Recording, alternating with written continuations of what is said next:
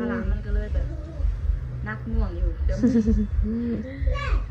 วโดยถือว่าเป็นเสาหลักของครอบครัวเลยเนาะ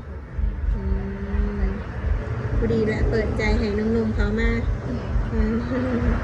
หมือนเบาภาระแม่น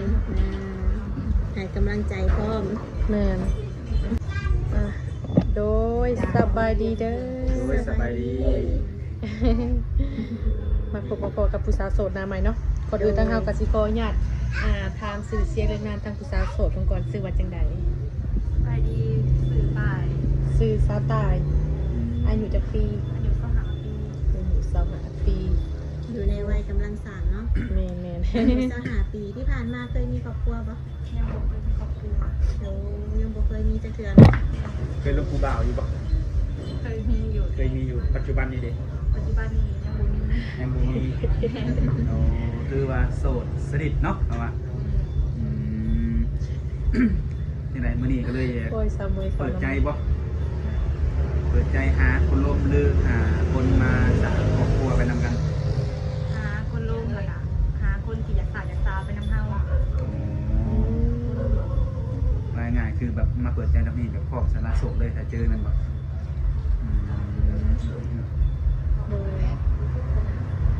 มักผู้ชายแบบได้สักผู้ชายที่แบบว่าสามารถเบิ่งแย่งเขาได้โดยคนที่จริงใจกับเฮาคนที่อยากสาวไปนำเฮาเนาะคนแม่นคนที่ว่าอยากมาลงที่ไปแล้วก็ไปคนที่แบบมันยังกับเฮานะซัพพอร์ตเฮาได้ทางด้านธุรกิจทางด้านการเงินแบบนี้นะโดยเดี๋ยวให้ในคำแบบว่าปรึกษาหรือว่าชี้นำเนาะแบบชี้ก็โอเคเนาะเรื่องอายุเป็นได้สบายมันก็บ่สำคัญอายุของฝ่ายชายนะจะจำกัดบอกว่าต้องอายุเท่าใดแบบนี้นะโดยเพราะว่าร่วมกับมันความหักมันบ่จำเป็นต้องแบบว่าจำกัดอายุพอจะมาจริงใจต่อกันมันเกี่ยวกับตัวเลขเนาะพอจะมาจริงใจน้องเฮามันเกี่ยวอยู่ที่นิสัยและจิตใจอย่างเดียวเนาะในการกระทำนั่นแหละจะพอจะอยู่กันได้ไปเห็นข่อยอยู่ในกล้องอายุบ่สำคัญนะขอแค่เขามาแล้วดูได้เนาะตกลงกันเขามุกเข้าใจกันเนาะก็ถือว่าสำคัญในด้านนี้เนาะคุณเจ้ากูงามแหงเป็นไปได้จริงได้สูตรนี่คนโลคนใส่สูตรมาได้โดนมาได้เลยเขาดีแล้วถือว่าโลดแล้วนะมีผู้บ่าวมาเซลบ่ในปัจจุบันมีอยู่แต่กะพอแต่เขาแบบหยอกซื่อนี่นะแต่เขากะให้ไปนะคำว่าหยอกที่ซื้อหยอกคืออาจจะคิดว่าเจ้ามีแฟนแล้วแบบนี้ขนาดเจ้าแม่เนาะเห็นคุณเจ้ากูงามเลยถ้าผู้บ่าวมันก็สิว่าหยอกกันคนมีแห้งสิว่าเขาก็ขึ้นกีบมาเฮานี่มีผู้บ่าวแล้วนะหรือว่าเขาก็อยากเฮาเป็นตัวบอกว่าเฮาหอยมีผู้บ่าวใช่ไหมแต่แทนบ่มีคือที่งานทำมาในกับคิดว่าจะเป็นสูตรยังไงได้ทำไปทำมาสูตรกะหรี่เนาะทุกคนก็เลยเปิดใจหาคุยเพิ่นเลยใช่ไหมนี่โดยแล้วปัจจุบันนี่เห็นเวียกเห็นงานอย่างทุกคนเป็นแม่ค้าเช่าขายขายเครื่องน้ำบุญน้ำตลาดนัดขายของกินแบบนี้เงินขอน้ำแม่ก็มีบุญมียังกินปิ้งจามพวกแบบพักพวกยังจะขายน้ำบุญแล้วก็FC ไลน์ที่ว่าลายตาน้ำกองเสมอโดยมักในการค้าขายอยู่แล้วเนาะมันกับรายได้กับพ่อแต่ได้อยู่ได้กินโดยพ่อที่ได้เก็บอย่างนี้นะกับพอบุขาทงเนาะพอได้ใส่จ่ายในครอบครัวคืออะไรอยู่บ้านเฮาเนาะแต่พออยู่ก็กินอยู่บ้านเฮาทั้งชาวใต้นี่มีไอเอ๋ยน้องจักคนซะมีไอ้น้อง3 คนทั้งจะเป็นลูกสาวหลาบ่เป็น เป็นลูกสาวกบต้อง ลูกโอ้ อย่างมันต้องไปขึ้นน้องข่อย โอ้ทางเจ้าเป็นลูกสาวคนโตว่าซั่นๆเนาะลูกสาวกกลูกสาวนั่นเอง โดย ส่งน้องแม่ส่งน้องเฮียนน้องก็ยังบ่จบ อื อัน ม สอง น้องอยู่ห้องมอใดน้องนะ ผู้กลางเฮียนอยู่อันเลี้ยง โอ้ ต่อวิชาชีพ โดย ชุหลาเลยเฮียนอยู่ของมสี่ อืมแต่ละคนนี่เนาะก็ถือว่าโอเคเบิดเนาะ แม่ อืม คือทางสไตล์ต้องหาเงินส่งน้องเฮียนนำบ่ แล้วก็ครอบครัวพ่อแม่อีกเด้พ่อแม่ก็บ่สบายแบบนี้ อืม ภาระมันก็เลยแบบนักหน่วงอยู่เดี๋ยว โดยถือว่าเป็นเสาหลักของครอบครัวเลยเนาะอืมพอดีแหละเปิดใจให้หนุ่มๆเขามาอืม ลมเบาภาระ แม่นให้กำลังใจพร้อม แม่น มันสิมีอยู่ว่าคนเขามานี่นะ ก็คือแบบว่าเมื่อใดมันไปสร้างครอบครัวสินะถ้าเกิดว่าฝ่ายชายนี่อยากได้จะไปอยู่นำสามารถไปนำได้บ่ กามันก็ต้องขึ้นกับสถานการณ์นี่นะว่าเฮามันก็ต้องมีจังหวะของมันคือเฮาก็ต้องถ่าให้น้องสาวทั้งสองจบก่อนแบบนี้นะถ้าสมมติว่าเฮาไปเลยเนาะเดี๋ยว โดย น้องก็ยังเฮียนอยู่เลยบ่มีคนอยู่นำพอนั้นเลย โอ้ เราก็บ่สามารถไปนำได้ แต่อนาคตก็บ่แน่น้องสาวจบไปแล้วเด้เราก็สามารถไปได้ โดย คนเปิดให้คนเนาะคนนี้คือว่าคือว่าเจ้านี่เป็นเด็กกกเนาะทางน้องคนก็ยังบ่ทันแบบว่ามีเรียกมีงานหรือว่ามีครอบครัวแบบมันคงเนาะใช่ไหมเนาะคนก็ยังบ่ทันมีครอบครัวเลยเมื่อน่ะคือมันว่าในอนาคตข้างหน้าเนาะบ่แน่ว่ามีผู้ดูแลพ่อกับแม่เฮาเนาะ เพราะห้างเขาใหม่นี่เพิ่นมีสิทธิ์ลมเจ้าอยู่ปะ ได้คันเพิ่นบ่มีปัญหากับเรื่องเก่าเพิ่นยังหั้นนะเขาจะว่าเฮ็ดยังแล้วนะคะ โดย ทำอาหารร่วมได้ อืมถือว่าบ่มีปัญหาเนาะลูกหนึ่งลูกสองได้จ้ะ ได้พอจะว่าเพิ่นหักเขาจริงใจกับเฮาอะนะถ้าเพิ่นหักเขาได้เขาก็หักครอบครัวเพิ่นได้เหมือนกัน โด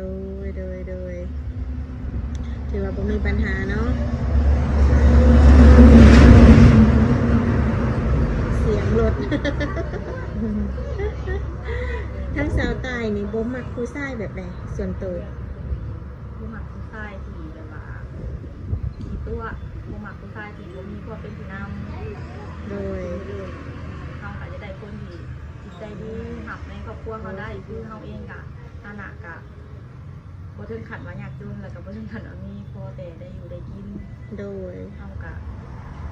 ก็ยังถึงรังเกียจเขาเนาะเพราะว่าเขาบ่ได้มีเด้ โดย กับภาระเขากะหลาย อืม อยากจะได้คนแบบใจดีกับเฮาใจดีกับครอบครัวเฮา โดย คือว่าเนาะทุกคนทางนิ้วโสดนั่นแหละที่เป็นทางใดก็ได้เนาะเขาเป็นคิดเนี่ยก็คือว่าทางใดอยากอยากลมเนาะอยากกับสาวตายสาวคนนี้นั่นแหละเป็นมีภาระในครอบครัวอยู่ถ้าเกิดว่าบ่รังเกียจเนาะหรือว่าบ่ตินั่นแหละก็ลองเข้ามาศึกษากันเบิ่งได้ทุกคนเลยถ้าเกิดเพิ่นอกสนใจทางติดต่อเจ้ามีหยังแน่จังเพิ่นนี่นะ ไลน์แอป มีไลน์มี WhatsApp เนาะอันนี้คือแบบเอาแจกให้ได้เลยแมันบอก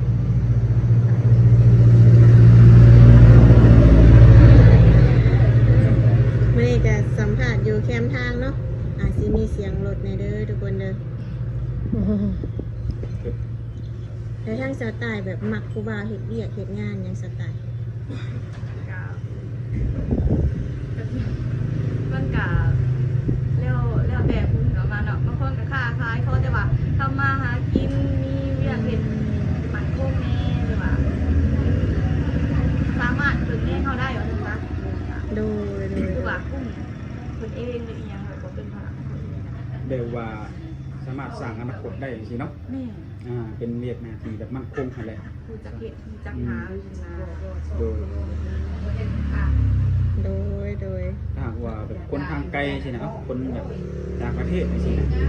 เห็นจะแล้วในมื้อนี้แบบถึกอกถึกใจแบบอยากมาเยี่ยมมายาหรือมาหาฮอดที่ฮอดซ่านสินะทางสาวตายจะสะดวกให้มาอยู่บ่ มาได้ขอลงหนักก่อนได้อยู่สามารถหาได้ โดย โดย เพิ่นอยากมาเยี่ยมมายามเริ่มมาเบิ่งตัวจริงหั่นแหละแล้วก็อยากให้ทางสาวใต้ก็เบิ่งตัวจริงทางเพิ่นนำว่าฮักได้บ่อายุประมาณนี้หน้าตาแบบนี้เนาะ โดย คือสามารถมาได้ทุกคน มาได้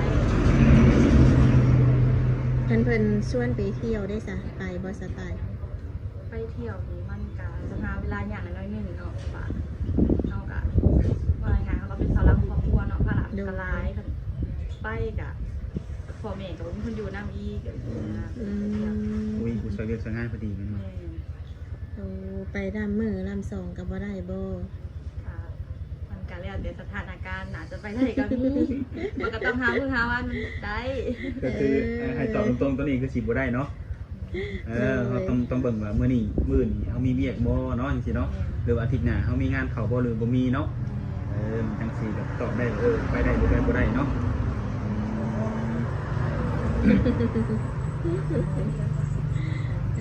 ทุกคนเลยอันนี้ก็ถือว่าผู้จบผู้งามแฮงผู้บ่าวรุ่นแบบ50-60แบบนี้ก็ได้ ได้พอจำกัดอายุ บ่ติเพิ่นบ่ ก็ข้อแต่ว่าจริงใจนำเฮา 60นี่เพิ่นเฒ่าเลยสไตล์เลย คือเห็นบ่คน60ปี กะแบบข่อยกะเคยล่มตัวลายกะล่มแบบล่มผู้บ่าวที่ผ่านมากะบ่ได้เคยล่มคนที่ว่าอายุน้อยกว่าตัวเองจักเทื่อกะรัก30 40 50ก็มี โอ้มักผู้บ่าวรุ่นใหญ่อยู่แล้ว เพราะว่าหนึ่งมาเขาเจ้าก็แบบว่าผู้ใหญ่กว่าเฮาเนาะเขาก็เป็นผู้นำเขาก็ให้ทางด้านความคิดเขาได้ ตามสเปคเฮาเนี่ยเนาะคือเฮาอยากได้ผู้นำอยากได้ผู้อยากมีแบบจังไดผู้ใหญ่กว่าเฮาหั่นแหละแบบเฮาอาศัยแบบปรึกษาเพิ่นได้เนาะเพิ่นก็แบบผ่านประสบการณ์หลายกว่าเฮาหั่นแหละ ประสบการณ์หลายสมัยแล้ว โดย เวลาคนคือวันสำคัญเลยทุกคนเนาะเอาเสมอ เจอผู้เจ้าผู้ อยากไปเวียกงานทางใดอีกบ่ กะช่วงนี้มันกะคือเขาหัวเนี่ยภาระมันกะถิ่นไปบ่ได้ก็ได้อาศัยหาแต่ลำบากเฮาประวัติต้องมายืนครอบครัวก่อน ก็คือต้องไปหาเงินแน่ทำมากก็ต้องดูแลพ่อกับแม่แน่ ในทางเสือได้บ่เคยลงไปไทยจักเทื่อบ่ ยังบ่คือไปจักเทื่อ ขออนุญาตถามพ่อทั้งแม่อายุหลายปานใด พ่อ 50ปลายทั้งแม่ได้สิ สำคัญ สำคัญ สำคัญเลยเนาะ เพิ่นบ่ได้มีพยานหยังที่โตบ่ แม่เราคนบ่แข็งแรงมันมานักตัวนี้แหละดูว่าพ่อแม่เฮาก็บ่แข็งแรงแม่ที่แม่เราก็เป็นหลายโรคเบาหวานทางตับตรงไขมันอุดหัวใจแม่นี่ค่าใช้จ่ายมันก็พุ่งมันก็แบบบ่พอนะบางเดือนจนแบบว่าคิดว่าเอาสิเฮ็ดแนวใดสิเอาแนวใดให้มันทันเพราะว่าค่ายามต้องได้จ่ายทุกเดือนนี่ เดือนบ่เฉลี่ยประมาณเท่าไหร่แต่พยานแต่ละเดือน ค่ายาเฉพาะค่ายาแม่ตกอยู่เดือนหนึ่ง4 ล้านปลาย 4 ล้านปลาย 4ล้านปลาย4 ห ล้า ลาน ย กีบ เติบเลยเนาะ คือว่าหลายได้อยู่ล้านเนาะ ล้านคือหาเงินเฮากะเอาไปขายเกิดน้ำพุน้ำหยังมันกะพอได้อยู่แต่มันกะเอามาถมส่วนนี้บัดนี้ขากินบัดนี้น้องคูเฮียนอีกเลยบัดนี้ขาเทิมขากินแต่ละทีเพราะว่าน้องไปเฮียนอยู่ในเมืองมันก็ขาใช้จ่ายมันกะหลายพอสมควรก็ต้องได้เศร้าเขาก็ต้องได้ซื้อแบบนี้นะ แต่ว่าเห็นหน้าบ่สักแต่ละปี ตาเห็นว่าแต่ว่าหน้าข้าเจ้าบ่เห็นหน้าดินเพิ่นว่ามันเป็นว่ามีคนยังเห็นหน้าเลยเป็นนักเห็ดเพราะว่าข้าเจ้าบ่เห็นเฮากับแห้งไปซื้อเขาวกับแห้งเบิดกว่าหันอีกนะ ภาระให้เพิ่มขึ้นเนาะว่าไงน้อยๆก็เฮ็ดนาบ่ได้ซื้อข้าวแต่ก็ซื้ออย่างอื่นแทนเนาะมันก็ประหยัดไปอีกตัวนี้กลุ่มบ่แหละเฮ็ดนาเจ้าแต่ละปี กุ้งกับอาศัยแบบว่าต้องเกือบพี่น้องเขาเนาะมาข้าเจ้ารีวิวนะข้าเจ้าบ่ฮู้ว่าเฮาภาระเฮาหลายนะ ดู เพิ่นก็เพิ่นมาหาเพิ่นเอาเขาวนำมาให้ก็พอได้กินเจอกันไป ดู โดยเห็ดหน้าไผจะเป็นคนพาเห็ดนะพาไทยให้หน้าแบบนี้ โคกับน้อง ที่บ้านนี่แหละเขาเห็นเขาได้ขอบ่มีลูกชายมีแต่ลูกสาวเพิ่น เออ สามสาว นี่ อืม สามสาวบ้าเด้อ อ่ะจังใดก็หาลูกเคยมาให้เพิ่นไว้คนสิ ต้องการอยู่ งานหนักเพิ่นจะได้เบาลงหันนะมีลูกเคยเข้ามาซอยเนาะอย่างน้อยก็ได้ มาขอกระเถาแหงแล้ว โดย โดยโอ้ลูกสาวบ่ทั้งสามเลยทุกคนบ้าเด้อคือทางสาวตายเฮียนจกหัวใจกัน ฮอดจุกมอเจ็ดแล้วก็ออกมาหาเงินเพราะว่าบ่ได้ไปต่อเขาอ่ะถ้าเขาไปต่อแล้วบ่มีคนส่งน้องเขา เป็นเอื้อยต้องเสียสละเนาะเสียสละให้น้องเฮียน คือเฮ็ดเวียกเฮ็ดงานอันนี้ประจำนี่ก็พอสิมีเวลาลงโทรศัพท์อยู่บ่บ่มี เพราะว่า เนาะ เขาขายทำงานเนาะบางมื้อเขาก็บ่ได้ไปบางมื้อเขาก็ได้ไปแบบนี้นะแล้วเขาก็มีเวลาแสร็จเวลาลงก็มีอยู่ มีเนาะยันว่าเฮ็ดเวียกเฮ็ดงานหลายเวลาโทรศัพท์จะบ่มีนะ มีอยู่ มีอยู่เนาะ เอาก็ต้องได้แบ่งเวลาให้ตัวเองเนี่ยเพื่อนนี่ นี่เราคันเปิดใจบ่มีเวลานี่เดี๋ยวสิบ่ได้คุยกับเขาเด้เปิดใจบ่มีเวลาคุยเนาะ สะดวกคุยอยู่เนาะแบ่งเวลาเอาทุกคน เขา เลย ก็มีเวลาของเขาเองคือกันแบบคือทำมาเขาก็ต้องแบบพาแรงพาง่ายแล้วสินะเขาก็จะเป็นบริโภคทรัพย์ โดยจังโอจังร่วมกันเนาะกันคนที่เขามาก็ต้องเข้าใจเนาะ ต้อง ต้อง เขา เข้าใจ มีเวลาของเขาคือกันนี่นะที่ยังเล่นกับมีอยู่แบบคือส่วน9 โมง 10 โมงเดี๋ยว12เพลอยู่เห็ดกินได้บัดนี้ โดย คือแกการตกแต่งงานถ้าเขาได้เหมือนกับเจ้าเป็นคนจัดการมันบ่ เก่า ถือว่าตรงสเปคนมๆเลยได้เฮ็ดแนวอยู่แนวกินเป็นเบิด บ่อยากให้ ขาย เขา ก็ เห็น กิน บ่แม่นว่าได้ครูมาได้สั่งให้แต่อันได้เป็นเฮ็ดได้เลยเนาะ มี บ่มีเนาะในเรื่องแบบในส่วนตัวของผู้ชายแบบเจ้ามีความตำหนิไหนบ่ที่เจ้าบ่มักนะแบบว่าแบบพวกแบบจังได๋แบบกินเมาดื่มสุราสินะ ค่ะสำหรับเราเนาะใครกินเหล้ากินเบียร์บ่ไปเล่นเที่ยวไปได้ขอจะว่าให้บอกแล้วหูโมงแล้วให้กลับมันจะเป็นจังหวะคือคนเฮาเนาะคันว่าอยู่ไกลกันมันก็เฮาก็บ่สามารถหาภายหนึ่งได้ โดย แต่ความเสียใจคือว่าไปไสก็ให้บอกกันก่อนแบบนี้นะ โอเคเป็น พอโมงแล้วก็เมื่อ ดูยังว่าบอกว่าจะกลับเลิกเด้อว่ะเพราะว่า4 โมงเช้าครับว่าก็คือประมาณนี้เนาะก็คือแบบคนกินเหล้าด้านนี่คือว่าได้อยู่ ทุกคนเขาก็มีหมู่มีสังคม โดย มีฝ่ายใจเขาก็มีหมู่มีสังคมคือกันให้เขาถิ่มมาหาเฮา แต่บ่ได้เพราะว่าเพิ่นรู้จักก่อนสิมารู้จักกับเฮาอีกเนาะ เขาก็ต้องแบบเดินเวลาให้เป็นอยู่กับหมู่ได้ก็ต้องแบบให้เวลาเขาได้กัน ก็ผิดชื่อคือเฮาแหละเนาะว่าเนาะเฮาก็มีคือกันนั่นแหละโมเมนต์แบบนี้เนาะว่าซั่นซะ โดย ได้ก็แล้วแต่ก็คือไปให้ลามาให้บอกกันเลยเนาะก็คือสิบ่มีหยังหลายดอกป้าเปิดใจมื้อนี้เป็นครั้งแรกก็สิขอถามซั่นนี้แหละเนาะถ้าเกิดว่ามีคำถามใดที่หนุ่มๆต้องคาใจอยากรู้เนาะเกี่ยวกับชาวใต้ลองทักเข้ามาคุยกับการส่วนตัวเพิ่นได้บอกเพิ่นก็มีเกิดมีรายแจกให้นั่นแหละเนาะโดยคือสิบ่มีหยังมาทีมงานเฮามื้อนี้ก็ได้ โดย ได้จบคลิปแล้วก็ลาเป็นกลับบ้านกับเพื่อนและทุกคนอยู่เนาะโดยเอาสบายดี สบายดีเด้อ